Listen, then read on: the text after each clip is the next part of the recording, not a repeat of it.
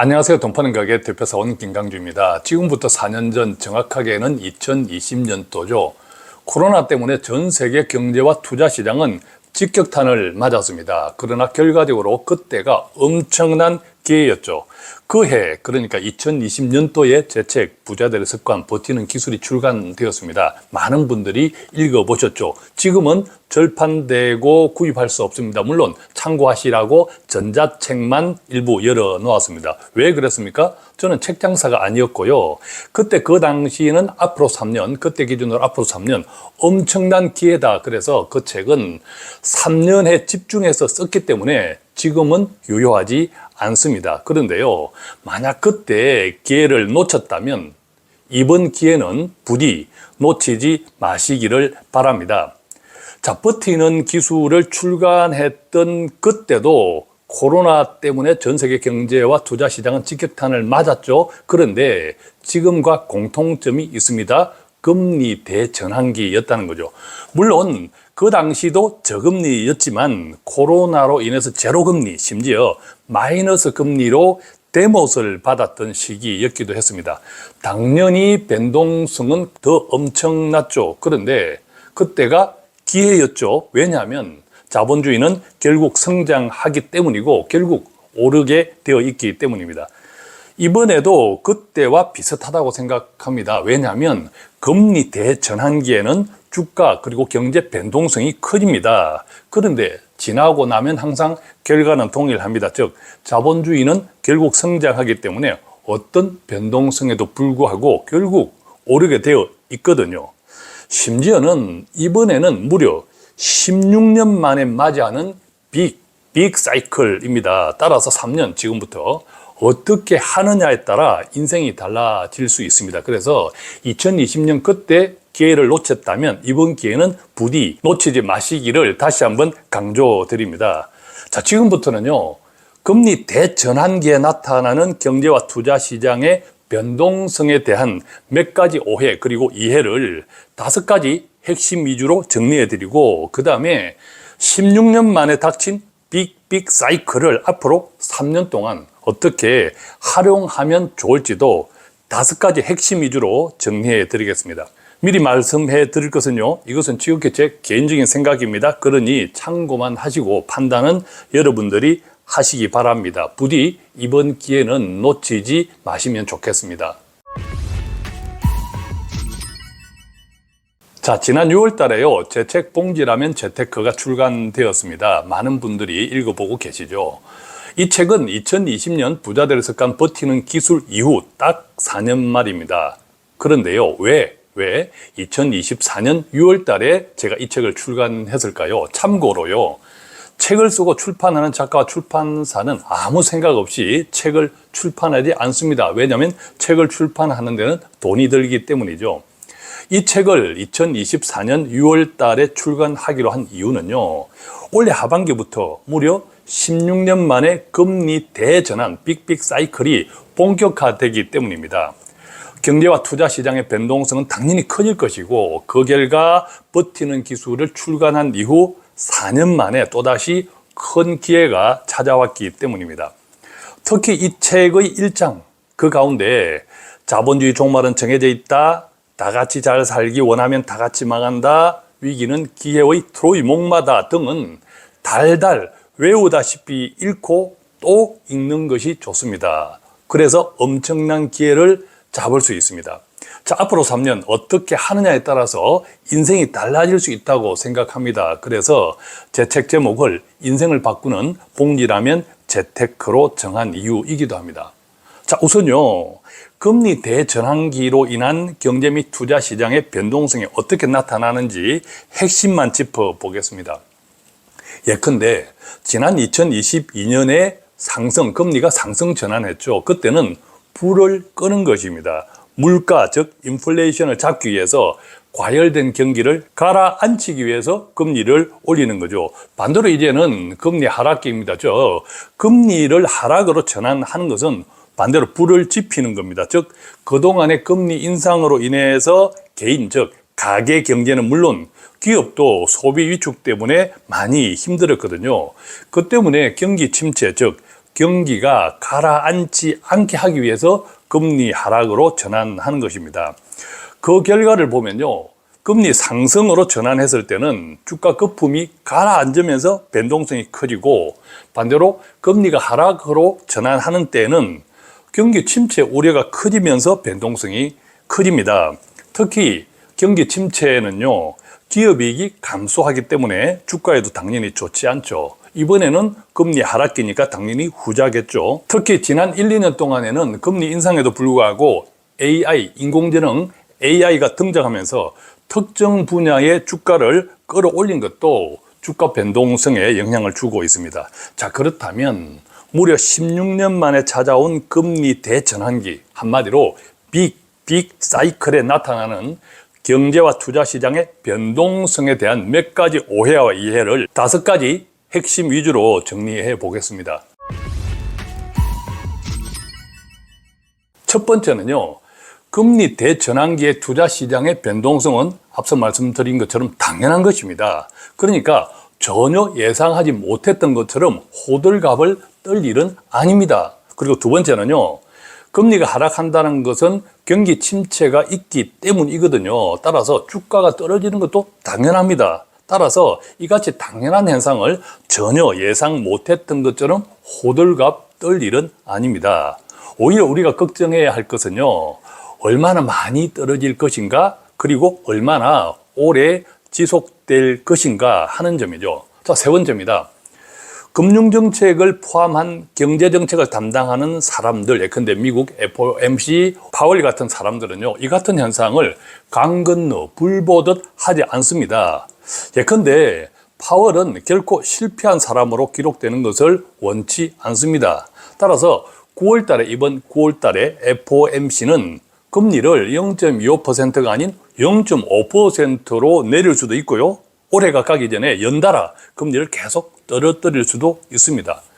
요컨대 경제 및 정책 당국자들은 결코 가만히 있지 않는다는 것입니다. 물론 그 정책의 결과가 투자 시장에 어떤 영향을 끼칠지, 또 언제 영향을 끼칠지는 알 수 없습니다. 경제와 투자는 생물이기 때문이죠. 그러나 이때는 항상 거시적인 안목을 가질 필요가 있습니다. 예컨대 2020년도를 기억하십시오. 엄청난 빅사이클, 큰 그림을 볼 수 있어야 한다는 점입니다. 자, 네 번째입니다. 그 결과 투자 시장은 결국 오를 것입니다. 왜냐하면 자본주의는 항상 성장하기 때문이죠. 물론 주가가 내린다면 언제까지 내리고 어느 정도 내릴지, 또한 주가가 다시 오른다면 언제부터 회복되고 어디까지 오를지는 아무도 알 수 없습니다. 그러나 투자 시장은 결국 오릅니다. 이것이 큰 그림, 거시적인 안목이거든요.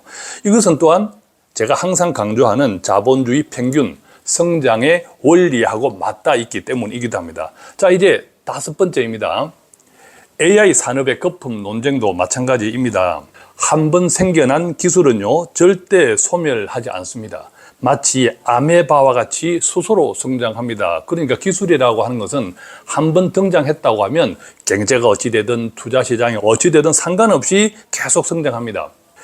자, AI도 마찬가지죠. AI는 인터넷에서부터 차곡차곡 진화해 온 것입니다. 그러니까 바탕이 기본이 아주 단단한 산업입니다. 쉽게 허물어지지 않습니다. 따라서 이 같은 AI의 거품 논쟁과 별개로 기술은 영원하다, 이 점은 꼭 기억하시고 오히려 주가와 상관없이 계속 성장합니다. 자, 이 부분은 제 책 봉기라면 재테크의 54페이지 기술은 자본주의를 어떻게 성장시키는지를 참고하면 좋습니다. 물론 새로운 산업이 등장하면 그것에 대한 기대감으로 주가는 실적보다 먼저 튀어오릅니다. 따라서 AI 관련 기업들의 주가에 거품이 생기는 것도 당연한 현상입니다. 이것을 전혀 몰랐다는 듯이 호들갑 떨 일이 아니라는 것입니다. 특히 AI 관련 종목들의 주가를요, 지난 2000년도였죠. 닷컴 버블 때와 비교하는 경우도 있는데 그때와는 전혀 다릅니다. 그 당시 닷컴 버블 때는요, 인터넷 기업들의 실적이 거의 없었습니다. 심지어 매출 자체가 아예 없는 기업들도 많았습니다. 오로지 투자받은 돈으로만 기업을 경영했습니다. 그런데도 주가가 치솟았습니다. 그런데 지금은 AI 관련 기업들이 실적이 없는 것이 아니라 소위 PER이라고 하는 순이익 대비 주가, 즉 실적에 비하면 주가가 너무 높은 것이 아닌가 하는 우려가 반영된 것입니다. 그런데 이것은 앞서 말씀드렸듯이 모든 기술이 등장할 때는 기대감 때문에 주가가 먼저 반영된 때문이기도 합니다. 자, 중요한 것은요, AI 관련 기술이 계속 성장하면서 현재 거품이라는 가격조차 언젠가는 결국 정상 가격이 된다는 점입니다. 역사적으로 가장 대표적인 사례를 꼽으라면요, 역시 2000년 닷컴 버블 때였습니다. 그때 마이크로소프트가 엄청나게 폭락했죠. 만약 그때 폭락하기 직전의 고점에서 마이크로소프트를 사서도 현재까지 보유했다면 엄청난 돈을 벌었을 것입니다. 2022년 금리 인상기에 폭락했던 빅테크 기업들도 마찬가지입니다. 구체적으로 보면요, 2022년 4, 4분기에 지금의 엔비디아를 비롯한 대부분의 빅테크 기업들의 주가는 3분의 1 토막이 났습니다. 그런데 그때부터 지금까지 몇 배씩 뛰어 올랐거든요. 심지어 엔비디아는 10배 이상 올랐지 않습니까? 자, 이렇게 16년 만의 금리 대전환기 빅빅 사이클에 나타나는 경제와 투자 시장의 변동성에 대한 오해와 이해를 5가지로 정리해 보았는데요. 그렇다면 이제부터는 앞으로 3년 도대체 어떻게 하면 좋을지에 대해서 5가지 핵심 위주로 정리해 드리겠습니다. 미리 말씀드릴 것은 이것은 저 개인의 생각이기 때문에 참고만 하시고 판단은 여러분들이 하십시오. 자, 첫 번째입니다. 기본적으로는 자본주의 평균에 투자하시면 좋겠습니다. 특히 전 세계 자본주의의 맏형이 어디입니까? 미국이죠. 미국의 대표 지수를 중심으로 포트폴리오를 구성하자.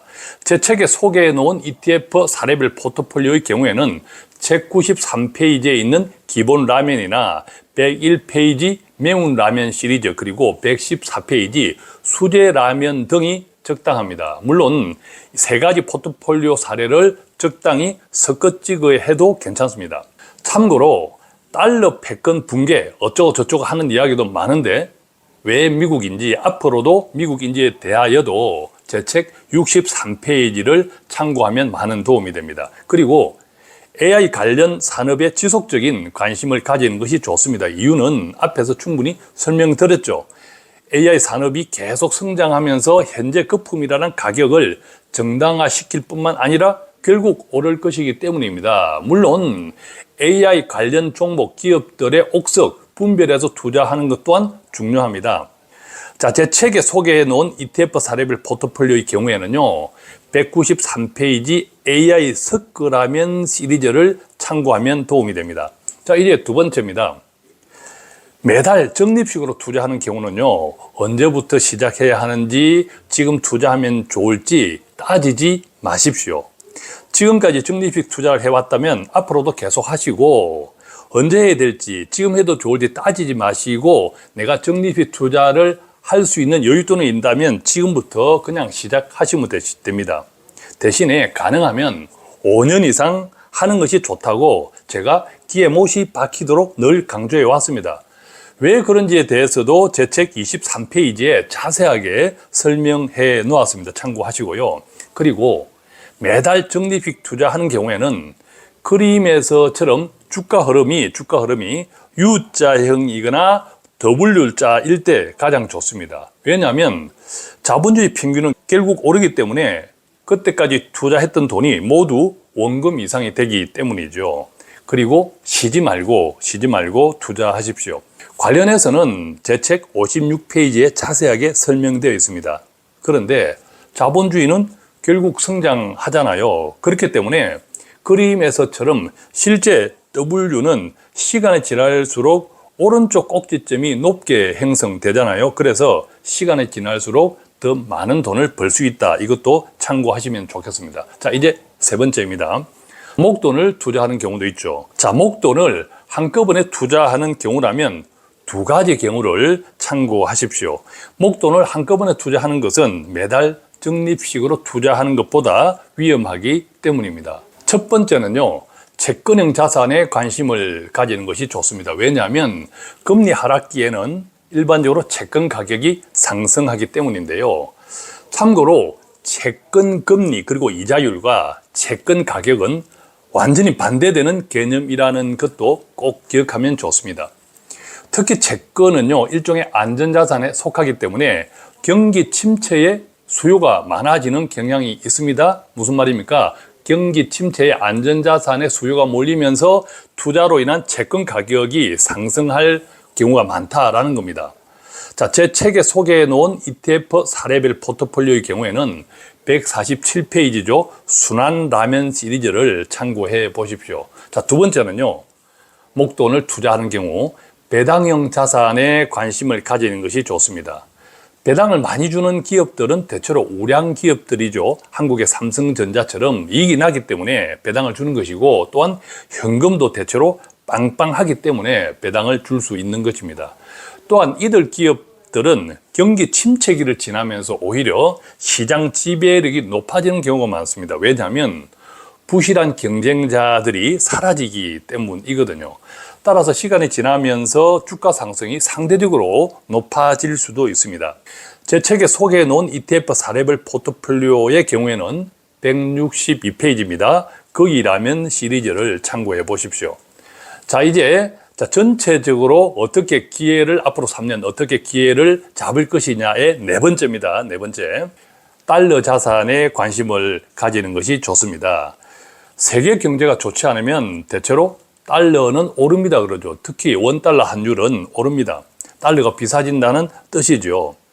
최근 들어 한국 경제가 안타깝지만 눈에 띄게 약해졌습니다. 그래서 미국이 달러를 그렇게 찍어내는데도 환율이 쉽게 떨어지지 않습니다. 안타깝게도 이 같은 현상은 쉽게 개선되기 힘든 구조적인 문제를 가지고 있다고 여러 전문가들이 이야기하고 있죠. 그래서 미국 주식시장이 오를 때는 한국 시장은 오르지도 않고, 반대로 미국 주식시장이 빠질 때는 더 많이 빠지고 있습니다. 이것이 냉정한 현실이거든요. 자, 참고로요, 달러와 달러 자산은 다른 개념이다라는 것도 기억해 두십시오. 달러는 말 그대로 화폐, 돈을 뜻하지만 달러 자산은 달러로 투자한 자산을 뜻합니다. 예컨대 달러로 미국 주식이나 ETF에 투자했다면 그것이 달러 자산이다라는 겁니다. 한국인에게 달러 자산이 왜 중요하냐 하면요, 일반적으로 달러, 즉 환율과 투자 시장은 반대로 움직이는 경향이 많기 때문입니다. 예컨대 경기 침체 때문에 미국 주식이 떨어지면요, 반대로 환율은 오르는 경우가 많기 때문에 결과적으로 상호 보완적인 관계가 되기 때문입니다. 이 같은 달러 자산의 장점은요, 미국인은 누릴 수가 없습니다. 그렇죠? 반대로 한국을 비롯한 외국인 투자자들, 그 가운데 특별하게 앞서 말씀드린 한국의 경제 상대적인 침체 때문에 특별하게 한국인들이 더 누릴 수 있다. 이것도 잘 활용하는 것이 좋습니다. 자, 관련해서는 제 책 76페이지에 나와 있습니다. 미국 라면이 좋을까, 한국 라면이 좋을까 편에서 자세하게 설명해 놓았습니다. 또한 책 63페이지에서 설명해 놓은 왜 미국인지, 앞으로도 미국인지에 대해서도 참고하면 많은 도움이 될 것입니다. 자, 이제 마지막 다섯 번째입니다. 적절한 관리도 중요하겠죠. 자, 관리 측면에서는 두 가지를 기억하면 좋겠습니다. 첫 번째는요, 노이즈를 잘 관리해야 합니다. 요즘 같은 변동기에는요, 클릭을 유도하기 위해서 공포와 두려움을 부추기는 가짜 뉴스나 유튜브가 정말 활개를 칩니다. 왜냐하면 사람들은 본능적으로 공포에 먼저 반응하기 때문이거든요. 따라서 공포를 조장하는 채널은 차단하는 것이 좋습니다. 그런 유튜브를 한 번만 시청하면 유튜브 알고리즘에서 비슷한 영상을 자동으로 추천하기 때문에 자본주의는 물론 지구가 망할 것 같은 두려움에 빠질 수 있습니다. 당연히 제대로 된 정보가 차단되기 때문에 기회를 잡을 수도 없죠. 자, 두 번째는요, 특히 목돈인 경우인데 투자 자산에 대한 적절한 관리도 필요합니다. 경제는 생물이기 때문에 언제 어떻게 변할지 아무도 모르기 때문이죠. 따라서 특히 목돈을 투자하는 경우라면 시장 변화에 대응하는 적절한 리밸런싱이 도움이 될 수 있습니다. 그런데 이게 쉬운 일은 아닙니다. 그래서 만약 자신이 없다면 앞서 말씀드린 채권형 자산이나 배당형 자산을 중심으로 구성해 놓아도 괜찮지 않을까 생각합니다. 물론 돈 파는 가게를 구독하고 알람 신청해 놓은 것만 하더라도 아마 큰 도움이 될 것이라고 생각합니다. 자, 끝으로 하나 부연한다면, 만약 개별 종목에 투자한다면요, 제 같은 경우에는 국내든 국외든 상관없이 우선적으로 AI 관련 종목이나 신재생 에너지 분야에 특화된 종목 중심으로 포트폴리오를 구성하는 것이 좋지 않을까 생각합니다. 왜냐하면 그들 종목들은 결국 오를 것이기 때문입니다. 물론 옥석을 가리는 것, 지금까지 AI 하면 다 투자했지만 지금은 AI 관련 종목 가운데에서도 구체적인 그 종목들의 기업 현황 등을 살펴보면서 옥석을 가려서 판단하는 것도 중요하다, 이렇게 말씀드리고 싶습니다. 자, 오늘은 이렇게 해서요, 16년 만에 빅 사이클, 금리 대전환기의 변동성을 어떻게 활용하면 좋을지에 대한 몇 가지 생각을 나누었습니다. 조금이라도 도움되었기를 바라면서 부디 이번 기회는 놓치지 않으면 좋겠습니다. 고맙습니다.